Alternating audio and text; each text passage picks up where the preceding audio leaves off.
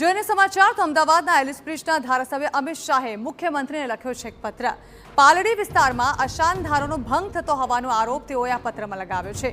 Plan pass કર્યા વગર બાંધકામ થતું હોવાની તેઓએ ફરિયાદ કરી છે। લઘુમતી સમાજના લોકોએ 2 બંગલાનો 1 બંગલો બનાવ્યાનો આરોપ તેઓએ કર્યો છે। સિદ્ધગીરી ફ્લેટમાં પણ મકાન ખરીદવા લઘુમતી સમાજના લોકો ચહેલ પહેલ કરી રહ્યા હોવાનો તેઓએ આ પત્રમાં ઉલ્લેખ કર્યો છે અને કલેક્ટર તેમજ કમિશનરને આ બાંધકામ તોડવા માટે રજૂઆત કરી હોવાનું પણ અમિત શાહ દ્વારા જણાવવામાં આવ્યું છે। નૂતન સર્વોદય સોસાયટીમાં 2 બંગલા ભેગા કરીને કોઈપણ જાતના પ્લાન પાસ કર્યા વગર અશાંત ધારાનો ભંગ કરીને પ્રોપર્ટી તબદીલ ન થઈ હોવા છતાં 2 બંગલામાંથી 1 બંગલો ભેગો કરીને બનાવ્યો છે। એટલે મેં આદરણીય મુખ્યમંત્રીશ્રીને કાગળ લખીને આ પ્રોપર્ટી તોડવા અને નવી જે પ્રોપર્ટીઓ ખરીદવાની ચહલ પહલ કરી રહ્યા છે, સિદ્ધગીરી ફ્લેટ દાખલા તરીકે, તો મને મારી પાસે એ દલાલો આવ્યા હતા કે તમે આમાં કંઈ મદદ કરો અને એમાં હું વિજિલન્ટ થઈ ગયો। હું આદરણીય મુખ્યમંત્રીશ્રીનું ધ્યાન દોર્યું।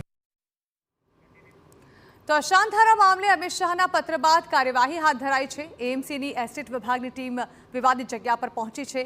એએમસીના અધિકારીઓએ સ્થળ પર તપાસ શરૂ કરી છે। પ્લાન પાસ કર્યા વગર બાંધકામ થતું હોવાની ધારાસભ્યએ જે રજૂઆત કરી હતી તે મામલે હવે તપાસ શરૂ કરવામાં આવી છે।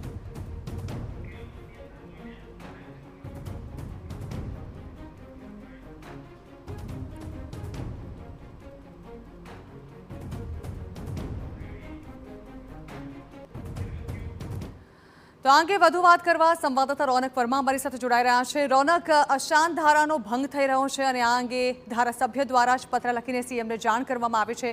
જો કે હવે તાત્કાલિક કાર્યવાહી પણ શરૂ કરવામાં આવી છે। જાણવા માંગે શું કાર્યવાહી અને શું તપાસ હાથ ધરવામાં આવી છે હાલ એસ્ટેટ વિભાગ દ્વારા?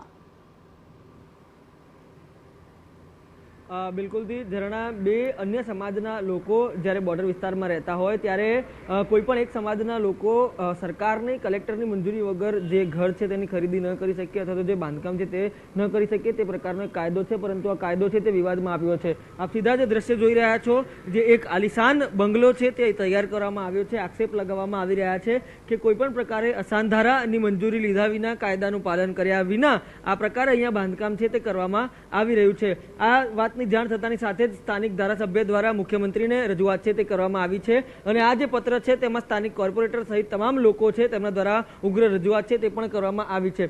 ખાસ કરીને જે બિન હિન્દુ લોકો છે તે અહીંયા આવીને વસવાટ કરી રહ્યા છે અને આસપાસના લોકોને પણ કનડગત થાય તે પ્રકારની પ્રવૃત્તિઓ કરી રહ્યા છે તે પ્રકારનો ઉલ્લેખ છે તે અમિત શાહ દ્વારા લખાયેલા પત્રમાં કરવામાં આવ્યો છે। મહત્વની વાત એ છે કે અમિત શાહ દ્વારા જે મુખ્યમંત્રીને રજૂઆત કરવામાં આવી છે ત્યારબાદથી જ જે તંત્ર છે તે એક્ટિવ થયું છે। થોડી વાર પહેલા જ અમદાવાદ મ્યુનિસિપલ કોર્પોરેશનની એસ્ટેટ વિભાગની ટીમ દ્વારા જે તપાસ છે તે શરૂ કરવામાં આવી છે। આ તમામ બાબતે પ્લાન પાસ થયો છે કે કેમ, અત્યાર સુધી આટલું આલિશાન બાંધકામ થયું તે કેવી રીતે થયું, તે તમામ બાબતો ઉપર એક સવાલ છે તે ઊભા થઈ રહ્યા છે, પરંતુ સ્વાભાવિક રીતે અશાંત ધારાનો જે કાયદો છે તેનું અમલીકરણ કેટલું છે તે પણ અહીંયા એક ગંભીર સવાલ ઊભા કરી રહ્યું છે।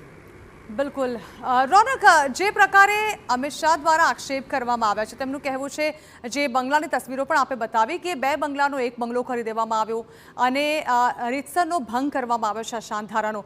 જાણવા માંગીશું કે સ્થાનિકો દ્વારા પહેલાથી રજૂઆત કરવામાં આવી હતી, લગભગ કેટલા સમયથી આ કનડગત જે છે તે ત્યાંના સ્થાનિકોને નડી રહી છે, જેનો હવે આખરે મુખ્યમંત્રીને પત્ર લખીને ઉકેલ લાવવાની કોશિશ કરાઈ રહી છે?